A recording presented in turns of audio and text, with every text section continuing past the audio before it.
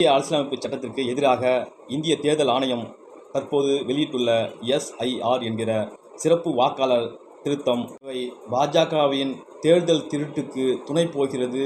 இந்திய தேர்தல் ஆணையம் 1950க்கு பிறகு 1987இல் புதிதாக மக்கள் பிரதிநிதித்துவ சட்ட திருத்தத்தில் நகரமயமாதல், புதிய வாக்காளர்களை சேர்த்தல், போலி வாக்காளர்களை கண்டுபிடித்தல், இறப்பு வாக்காளர்களை கண்டுபிடித்தல் போன்ற சரிபார்ப்புக்காக உருவாக்கப்பட்டது. ஆனால் இதுவரையில் இல்லாத நிபந்தனைகளை கட்டமைத்து வாக்காளர் சரிபார்ப்பு என்ற புதிய கோணத்தில் குடி உரிமையை பறிக்கும் நோக்கில் பாஜகவிற்கு துணை போகிறது இந்திய தேர்தல் ஆணையம். மக்களை பிரித்தாளும் யுக்தியை கையில் எடுத்து இந்திய தேர்தல் ஆணையத்தோடு இந்த பாஜக அரசு துணை போகிறது. இதற்கெல்லாம் தமிழகத்தில் உள்ள தளபதி மு.க. ஸ்டாலின் அவர்கள் தமிழக மக்களையும் இந்திய மக்களையும் மீட்டெடுப்பார் என்பதில் எந்த அச்சப்பாடும் இல்லை.